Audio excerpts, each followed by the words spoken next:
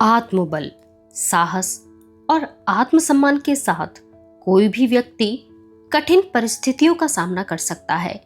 रानी चंद्रकुवरी की कहानी प्रेरणादायक है, जो बताती है कि विपरीत परिस्थितियों में भी आशा की किरण बनी रहती है। मैं हूं आपकी दोस्त वर्षा और आशा करती हूं आप सभी बहुत अच्छे से होंगे। एक बार आपका फिर से स्वागत करती हूं हमारे चैनल स्पिरिट ऑफ इम्बाइब के मंच पर। एक बार फिर से हम लेकर हाजिर हैं प्रेमचंद सेगमेंट की एक नई कहानी, जिसका नाम है जुगनू की चमक। तो चलिए चलते हैं बिना किसी देरी के अपनी कहानी की ओर। अगर आप मुझे पहली बार सुन रहे हैं और अगर आपको मेरा कहानियां पढ़ने का अंदाज अच्छा लगता है तो हमारे चैनल को सब्सक्राइब जरूर करें। पंजाब के सिंह राजा रणजीत सिंह संसार से चल बसे थे और राज्य के वे प्रतिष्ठित पुरुष जिनके द्वारा उनका उत्तम प्रबंध चल रहा था, परस्पर के द्वेष और अनबन के कारण मर मिटे थे। राजा रणजीत सिंह का बनाया हुआ सुंदर किंतु खोखला भवन अब नष्ट हो चुका था। कुंवर दिलीप सिंह अब इंग्लैंड में थे और रानी चंद्रकुवरी चुनार के दुर्ग में। रानी ने विनष्ट होते हुए राज्य को बहुत संभालना चाहा, किंतु शासन प्रणाली न जानती थी और कूटनीति ईर्ष्या की आग भड़काने के सिवा और क्या करती। रात के 12 बज चुके थे। रानी चंद्रकुवरी अपने निवास भवन के ऊपर छत पर खड़ी गंगा की ओर देख रही थी और सोचती थी, लहरें क्यों इस प्रकार स्वतंत्र हैं। उन्होंने कितने गांव और नगर डुबाए हैं, कितने जीव जंतु और द्रव्य निकल गई हैं, किंतु फिर भी वे स्वतंत्र हैं। कोई उन्हें नहीं बंद करता, इसलिए ना कि वे बंद नहीं रह सकती, वे गरजेंगी, बल खाएंगी और बांध के ऊपर चढ़कर उसे नष्ट कर देंगी, अपने जोर से उसे बहा ले जाएंगी। यह सोचते विचारते रानी गादी पर लेट गई। उसकी आंखों के सामने पूर्वावस्था की स्मृतियां मनोहर स्वप्न की भांति आने लगी। कभी उसकी बाहों की मरोड़ तलवार से भी अधिक तीव्र थी और उसकी मुस्कुराहट वसंत की सुगंधित समीर से भी अधिक प्राण पोषक। किंतु हाय, अब इनकी शक्ति हीनावस्था को पहुंच गई। रोए तो अपने को सुनाने के लिए, हंसे तो अपने को बहलाने के लिए, यदि बिगड़े तो किसी का क्या बिगाड़ सकती है और प्रसन्न हो तो किसी का क्या बना सकती है। रानी और बांदी में कितना अंतर है। रानी की आंखों से आंसू की बूंदें झड़ने लगी, जो कभी विष से अधिक प्राणनाशक और अमृत से अधिक अनमोल थीं। वह इसी भांति अकेली निराश कितनी बार रोई, जबकि आकाश के तारों के सिवा और कोई देखने वाला न था। इसी प्रकार रोते रोते रानी की आंखें लग गईं। उसका प्यारा कलेजे का टुकड़ा कुंवर दिलीप सिंह, जिसमें उसके प्राण बसते थे, उदास मुख आकर खड़ा हो गया। जैसे गाय दिन भर जंगलों में रहने के पश्चात संध्या को घर आती है और अपने बछड़े को देखते ही प्रेम और उमंग से मतवाली होकर स्तनों में दूध भरे पूंछ उड़ाए दौड़ती है, उसी भांति चंद्रकुवरी दोनों हाथ फैलाए अपने प्यारे कुंवर को छाती से लिपटाने के लिए दौड़ी, परंतु आंख खुल गई और जीवन की आशाओं की भांति वह स्वप्न विनष्ट हो गया। रानी ने गंगा की ओर देखा और कहा, मुझे भी अपने साथ लेती चलो। इसके बाद रानी तुरंत छत से उतरी। कमरे में एक लालटेन जल रही थी। उसके उजाले में उसने एक मैली साड़ी पहनी, गहने उतार दिए, रत्नों के एक छोटे से बक्स को और एक तीव्र कटार को कमर में रखा। जिस समय वह बाहर निकली, नैराश्यपूर्ण साहस की मूर्ति थी। संतरी ने पुकारा, कौन? रानी ने उत्तर दिया, मैं हूं झंगी। कहाँ जाती है? गंगा जल लाऊंगी, सुराही टूट गई है, रानी जी पानी मांग रही हैं। संतरी कुछ समीप आकर बोला, चल मैं भी तेरे साथ चलता हूं, जरा रुक जा। झंगी बोली, मेरे साथ मत आओ, रानी कोठे पर है, देख लेंगी। संतरी को धोखा देकर चंद्रकुवरी गुप्त द्वार से होती हुई अंधेरे में कांटों से उलझती, चट्टानों से टकराती गंगा के किनारे पर जा पहुंची। रात आधी से अधिक जा चुकी थी। गंगा जी में संतोषदायिनी शांति विराज रही थी। तरंगे तारों को गोद में लिए सो रही थीं। चारों ओर सन्नाटा था। रानी नदी के किनारे किनारे चली जाती थी और मुड़ मुड़ कर पीछे देखती थी। एकाएक एक डोंगी खूंटे से बंधी हुई दिखाई पड़ी। रानी ने उसे ध्यान से देखा तो मल्लाह सोया हुआ था। उसे जगाना काल को जगाना था। वह तुरंत रस्सी खोलकर नाव पर सवार हो गई। नाव धीरे धीरे धार के सहारे चलने लगी, शोक और अंधकार में स्वप्न की भांति जो ध्यान की तरंगों के साथ बाहर चला जाता हो। नाव के हिलने से मल्लाह चौंक कर उठ बैठा। आंखें मलते मलते उसने सामने देखा तो पटरे पर एक स्त्री हाथ में डांड लिए बैठी है। उसने घबरा कर पूछा, ते कौन है रे? नाव कहाँ लिए जाती है? रानी हंस पड़ी। भय के अंत को साहस कहते हैं, बोली। सच बताऊं या झूठ? मल्लाह कुछ भयभीत सा होकर बोला। सच बताया जाए, रानी बोली। अच्छा तो सुनो, मैं लाहौर की रानी चंद्रकुवरी हूँ। इसी किले में कैद थी, आज भागी जाती हूँ। मुझे जल्दी बनारस पहुंचा दे, तुझे निहाल कर दूंगी। और शरारत करेगा तो देख, कटार से सिर काट दूंगी। सवेरा होने से पहले मुझे बनारस पहुंचना चाहिए। यह धमकी काम कर गई। मल्लाह ने विनित भाव से अपना कंबल बिछा दिया और तेजी से डांड चलाने लगा। किनारे के वृक्ष और ऊपर जगमगाते हुए तारे साथ साथ दौड़ने लगे। प्रातःकाल चुनार के दुर्ग में प्रत्येक मनुष्य अचंभित और व्याकुल था। संतरी, चौकीदार और लौंडियां सब सिर नीचे किए दुर्ग के स्वामी के सामने उपस्थित थे। अन्वेषण हो रहा था, परंतु कुछ पता न चलता था। उधर रानी बनारस पहुंची, परंतु वहां पहले से ही पुलिस और सेना का जाल बिछा हुआ था। नगर के नाके बंद थे। रानी का पता लगाने वाले के लिए एक बहुमूल्य पारितोषिक की सूचना दी गई थी। बंदी गृह से निकलकर रानी को ज्ञात हो गया कि वह और दृढ़ कारागार में है। दुर्ग में प्रत्येक मनुष्य उसका आज्ञाकारी था। दुर्ग का स्वामी भी उसे सम्मान की दृष्टि से देखता था, किंतु आज स्वतंत्र होकर भी उसके होठ बंद थे। उसे सभी स्थानों में शत्रु दिखाई पड़ते थे। पंख रहित पक्षी को पिंजरे के कोने में ही सुख है। पुलिस के अफसर प्रत्येक आने जाने वालों को ध्यान से देखते थे, किंतु उस भिखारिनी की ओर किसी का ध्यान नहीं जाता था, जो एक फटी हुई साड़ी पहने यात्रियों के पीछे पीछे धीरे धीरे सिर झुकाए गंगा की ओर चली आ रही है।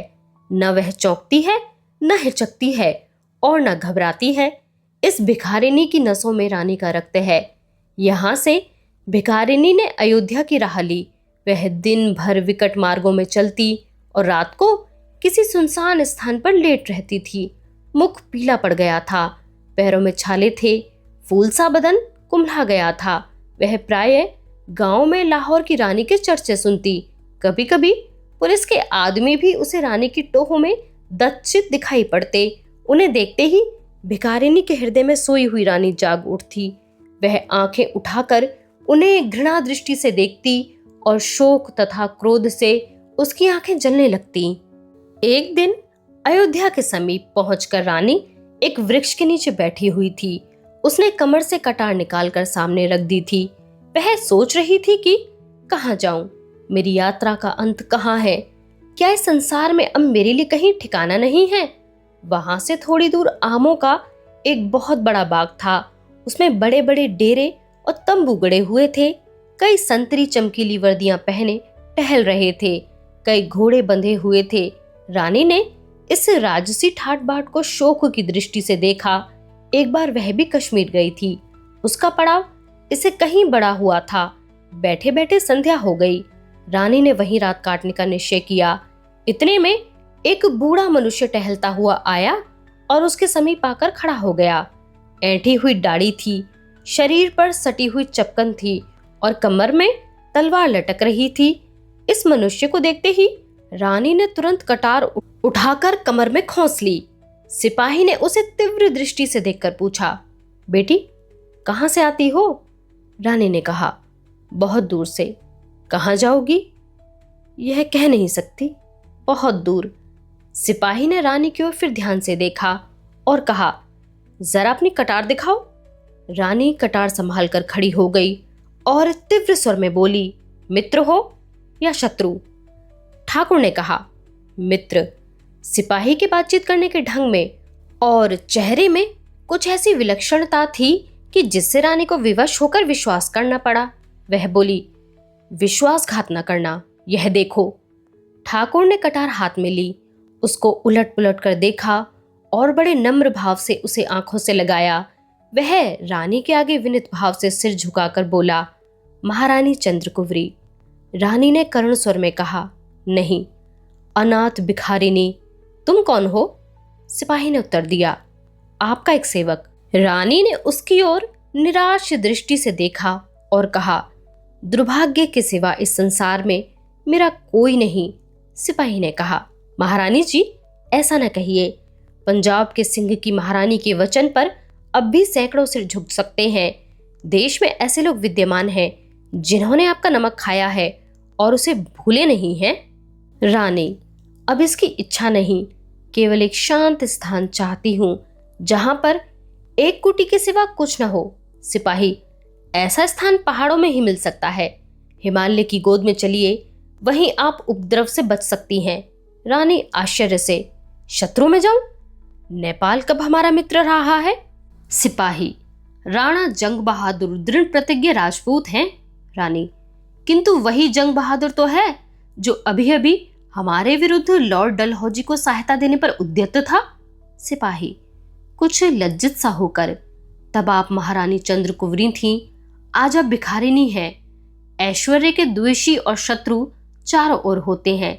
लोग जलती हुई आग को पानी से बुझाते हैं, पर राख माथे पर चढ़ाई जाती है। आप जरा भी सोच विचार न करें। नेपाल में अभी धर्म का लोप नहीं हुआ है। आप भय त्याग करें और चलें।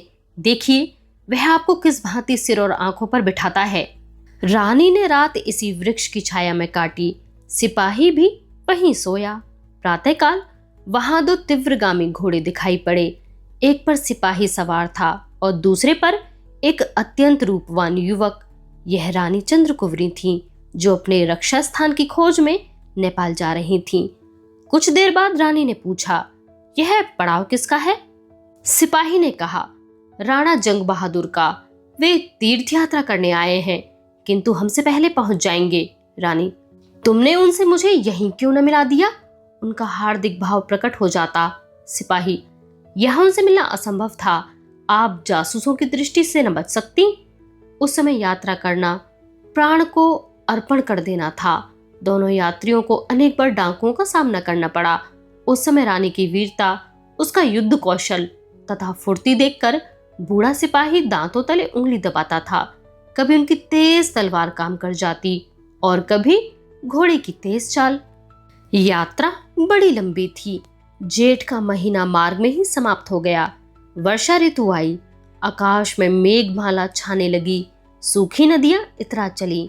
पहाड़ी नाले गरजने लगे। न नदियों में नाव, न नालों पर घाट, किंतु घोड़े सधे हुए थे। स्वयं पानी में उतर जाते और डूबते उतारते बहते भंवर खाते पार पहुंच जाते। एक बार बिच्छू ने कछुए की पीठ पर नदी की यात्रा की थी। यह यात्रा उससे कम भयानक न थी। कहीं ऊंचे ऊंचे शाखू और महुए के जंगल थे और कहीं हरे भरे जामुन के वन। उनकी गोद में हाथियों और हिरणों के झुंड किलोले कर रहे थे। धान की क्यारियां पानी से भरी हुई थीं। किसानों की स्त्रियां धान रोपती थीं और सुहावने गीत गाती थीं। कहीं उन मनोहारी ध्वनियों के बीच में खेत की मेड़ों पर छाते की छाया में बैठे हुए जमींदारों के कठोर शब्द सुनाई देते थे। इसी प्रकार यात्रा के कष्ट सहते अनेकानेक विचित्र दृश्य देखते हुए दोनों यात्री तराई पार करके नेपाल की भूमि में प्रविष्ट हुए। प्रातःकाल का सुहावना समय था। नेपाल के महाराज सुरेंद्र विक्रम सिंह का दरबार सजा हुआ था। राज्य के प्रतिष्ठित मंत्री अपने अपने स्थान पर बैठे हुए थे। नेपाल ने एक बड़ी लड़ाई के पश्चात तिब्बत पर विजय पाई थी। इस समय संधि की शर्तों पर विवाद छिड़ा था। कोई युद्ध व्यय का इच्छुक था, कोई राज्य विस्तार का, कोई महाशय वार्षिक कर पर जोर दे रहे थे। केवल राणा जंग बहादुर के आने की देर थी। वे कई महीनों के देशाटन के पश्चात आज ही रात को लौटे थे और यह प्रसंग जो उन्हीं के आगमन की प्रतीक्षा कर रहा था, अब मंत्री सभा में उपस्थित किया गया था। तिब्बत के यात्री आशा और भय की दशा में प्रधानमंत्री के मुख से अंतिम निर्णय सुनने को उत्सुक हो रहे थे। नियत समय पर चौबदार ने राणा के आगमन की सूचना दी। दरबार के लोग उन्हें सम्मान देने के लिए खड़े हो गए। महाराज को प्रणाम करने के पश्चात वे अपने सुसज्जित आसन पर बैठ गए। महाराज ने कहा। राणा जी, आप संधि के लिए कौन प्रस्ताव करना चाहते हैं? राणा ने तो नम्र भाव से कहा, मेरी अल्प बुद्धि में तो इस समय कठोरता का व्यवहार करना अनुचित है। शोकाकुल शत्रु के साथ दयालुता का आचरण करना सर्वदा हमारा उद्देश्य रहा है। क्या इस अवसर पर स्वार्थ के मोह में हम अपने बहुमूल्य उद्देश्य को भूल जाएंगे? हम ऐसी संधि चाहते हैं जो हमारे हृदय को एक कर दे। यदि तिब्बत का दरबार हमें व्यापारिक सुविधाएं प्रदान करने को कटिबद्ध हो तो हम संधि करने के लिए सर्वथा उद्यत हैं। मंत्रिमंडल में विवाद आरंभ हुआ। सबकी सम्मति इस दयालुता के अनुसार न थी, किंतु महाराज ने राणा का समर्थन किया। यद्यपि अधिकांश सदस्यों को शत्रु के साथ ऐसी नरमी पसंद न थी, तथापि महाराज के विपक्ष में बोलने का किसी को साहस न हुआ। यात्रियों के चले जाने के पश्चात राणा जंग बहादुर ने खड़े होकर कहा, सभा में उपस्थित सज्जनों, आज नेपाल के इतिहास में एक नई घटना होने वाली है, जिसे मैं आपकी जातीय नीतिमत्ता की परीक्षा समझता हूँ। इसमें सफल होना आपके ही कर्तव्य पर निर्भर है। आज राज्यसभा में आते समय मुझे यह आवेदन पत्र मिला है, जिसे मैं आप सज्जनों की सेवा में उपस्थित करता हूँ। निवेदक ने तुलसीदास की यह चौपाई लिख दी है, आपतकाल परखिए चारी, धीरज धर्म मित्र अरुनारी। महाराज ने पूछा, यह पत्र किसने भेजा है? एक भिखारिनी ने। भिखारिनी कौन है? महारानी चंद्रकुवरी। गड़बड़ खत्री ने आश्चर्य से पूछा, जो हमारी मित्र अंग्रेज सरकार के विरुद्ध होकर भाग आई है? राणा जंग बहादुर ने लज्जित होकर कहा, जी हाँ, यद्यपि हम इसी विचार को दूसरे शब्दों में प्रकट कर सकते हैं। गड़बड़ खत्री, अंग्रेजों से हमारी मित्रता है और मित्र के शत्रु की सहायता करना मित्रता की नीति के विरुद्ध है। जनरल शमशेर बहादुर, इसी दशा में इस बात का भय है कि अंग्रेज सरकार से हमारे संबंध न टूट जाएं। राजकुमार रणवीर सिंह, हम यह मानते हैं कि अतिथि सत्कार हमारा धर्म है, किंतु उसी समय तक जब तक कि हमारे मित्रों को हमारी ओर से शंका करने का अवसर न मिले। इस प्रसंग पर यहाँ तक मतभेद तथा वाद विवाद हुआ कि एक शोर सा मच गया और कई प्रधान यह कहते हुए सुनाई दिए कि महारानी का इस समय आना देश के लिए कदापि मंगलकारी नहीं हो सकता। तब राणा जंग बहादुर उठे। उनका मुख लाल हो गया था। उनका सद्विचार क्रोध पर अधिकार जमाने के लिए व्यर्थ प्रयत्न कर रहा था। वे बोले, भाइयों, यदि इस समय मेरी बातें आप लोगों को अत्यंत कड़ी जान पड़े तो मुझे क्षमा कीजिएगा, क्योंकि मुझ में अधिक श्रवण करने की शक्ति नहीं है। अपनी जातीय साहसहीनता का यह लज्जाजनक दृश्य अब मुझसे नहीं देखा जाता। यदि नेपाल के दरबार में इतना भी साहस नहीं कि वह अतिथि सत्कार और सहायता की नीति को निभा सके, तो मैं इस घटना के संबंध में सब प्रकार का भार अपने ऊपर लेता हूँ। दरबार अपने को इस विषय में निर्दोष समझे और इसकी सर्वसाधारण में घोषणा कर दे। गड़बड़ खत्री गर्म होकर बोले, केवल यह घोषणा देश को भय से रहित नहीं कर सकती। राणा जंग बहादुर ने क्रोध से होठ चबा लिया, किंतु संभल कर कहा, देश का शासन भार अपने ऊपर लेने वालों की ऐसी अवस्थाएं अनिवार्य हैं। हम उन नियमों से जिन्हें पालन करना हमारा कर्तव्य है मुंह नहीं मोड़ सकते। अपनी शरण में आए हुओं का हाथ पकड़ना, उनकी रक्षा करना राजपूतों का धर्म है। हमारे पूर्व पुरुष सदा इस नियम पर, धर्म पर प्राण देने को उद्यत रहते थे। अपने माने हुए धर्म को तोड़ना एक स्वतंत्र जाति के लिए लज्जास्पद है। अंग्रेज हमारे मित्र हैं और अत्यंत हर्ष का विषय है कि बुद्धिशाली मित्र हैं। महारानी चंद्रकुवरी को अपनी दृष्टि में रखने से उनका उद्देश्य केवल यह था कि उपद्रवी लोगों के गिरोह का कोई केंद्र शेष न रहे। यदि उनका यह उद्देश्य भंग न हो तो हमारी ओर से शंका होने में उन्हें कोई अवसर न है और न हमें उनसे लज्जित होने की कोई आवश्यकता है। गड़बड़ खत्री, महारानी चंद्रकुवरी यहाँ किस प्रयोजन से आई हैं? राणा जंग बहादुर, केवल एक शांति प्रिय सुख स्थान की खोज में, जहां उन्हें अपनी दुरावस्था की चिंता से मुक्त होने का अवसर मिले। एक ऐश्वर्यशाली रानी जो रंग महलों में सुख विलास करती थी, जिसे फूलों की सेज पर भी चैन न मिलता था, आज सैकड़ों कोस से अनेक प्रकार के कष्ट सहन करती, नदी नाले पहाड़ जंगल छानती, यहाँ केवल एक रक्षित स्थान की खोज में आई है। उमड़ी हुई नदियों और उबलते हुए नाले, बरसात के दिन, इन दुखों को आप लोग जानते हैं और यह सब उसी एक रक्षित स्थान के लिए, उसी एक भूमि के टुकड़े की आशा में, किंतु हम ऐसे स्थानहीन हैं कि उनकी यह अभिलाषा भी पूरी नहीं कर सकते। उचित तो यह था कि उतनी सी भूमि की बदले हम अपना हृदय फैला देते।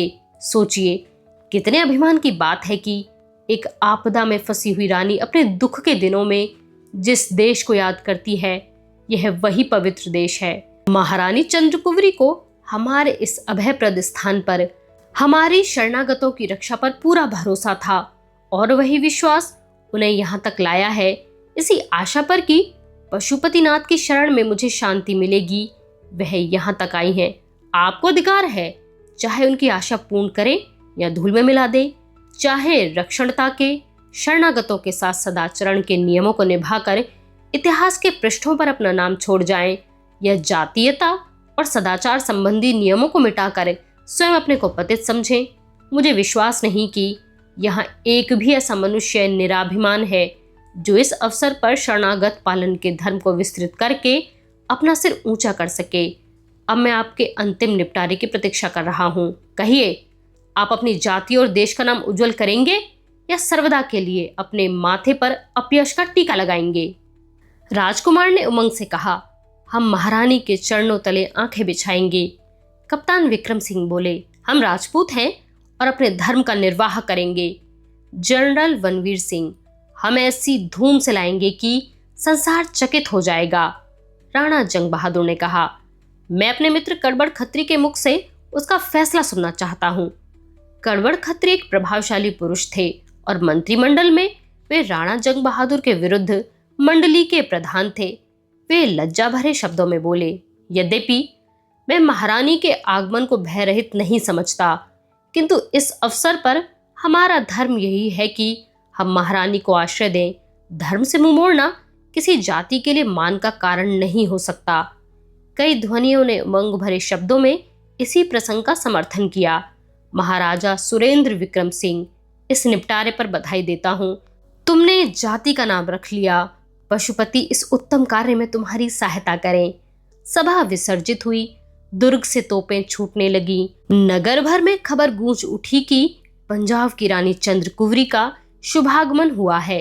जनरल रणवीर सिंह और जनरल रणधीर सिंह बहादुर 50,000 सेना के साथ महारानी की अगवानी के लिए चले। अतिथि भवन की सजावटें होने लगी। बाजार अनेक भांति की उत्तम सामग्रियों से सज गए। ऐश्वर्य की प्रतिष्ठा व सम्मान सब कहीं होता है, किंतु किसी ने भिखारिनी का ऐसा सम्मान देखा है? सेनाएं बैंड बजाती और पताका फहराती हुई एक उमड़ी नदी की भांति जाती थीं। सारे नगर में आनंद ही आनंद था। दोनों ओर सुंदर वस्त्राभूषणों से सजे दर्शकों का समूह खड़ा था। सेना के कमांडर आगे आगे घोड़ों पर सवार थे। सबके आगे राणा जंग बहादुर जातीय अभिमान के मद में लीन अपने सुवर्ण खचित हौदे में बैठे हुए थे। यह उदारता का एक पवित्र दृश्य था। धर्मशाला के द्वार पर यह जुलूस रुका। राणा हाथी से उतरे। महारानी चंद्रकुवरी कोठरी से बाहर निकल आईं। राणा ने झुककर वंदना की। रानी उनकी ओर आश्चर्य से देखने लगी। यह वही उनका मित्र बूढ़ा सिपाही था। आंखें भर आईं, मुस्कुराईं। खिले हुए फूलों पर से ओस की बूंदें टपकी। रानी बोली, मेरे बूढ़े ठाकुर, मेरी नाव पार लगाने वाले, किस भांति तुम्हारे गुण गाऊं? राणा ने सिर झुकाकर कहा, आपके चरणार विंद से हमारे भाग्य उदय हो गए। नेपाल की राजसभा ने 25,000 रुपए से महारानी के लिए एक उत्तम भवन बनवा दिया और उनके लिए 10,000 रुपए मासिक नियत कर दिए। वह भवन आज तक विद्यमान है और नेपाल की शरणागत प्रियता और प्राण पालन तत्परता का स्मारक है। पंजाब की रानी को लोग आज तक याद करते हैं। यह वही सीढ़ी है जिससे जातियां यश के सुनहरे शिखर पर पहुंचती हैं। यही घटनाएं हैं जिनसे जातीय इतिहास प्रकाश और महत्व को प्राप्त होता है। पॉलिटिकल रेजिडेंट ने गवर्नमेंट को रिपोर्ट की। इस बात की शंका थी कि गवर्नमेंट ऑफ इंडिया और नेपाल के बीच कुछ खिंचाव हो जाए, किंतु गवर्नमेंट को राणा जंग बहादुर पर पूरा विश्वास था। जब नेपाल की राजसभा ने विश्वास और संतोष दिलाया कि महारानी चंद्रकुवरी को किसी शत्रुभाव का अवसर न दिया जाएगा, तो भारत सरकार को संतोष हो गया। इस घटना को भारतीय इतिहास की अंधेरी रात में जुगनू की चमक कहना चाहिए। आज की यह कहानी यहीं पर समाप्त होती है। आप हमें कमेंट बॉक्स में लिखकर यह जरूर बताएं कि आपको यह कहानी कैसी लगी। हमारे साथ इस सफर में बने रहने के लिए आप सभी का बहुत शुक्रिया।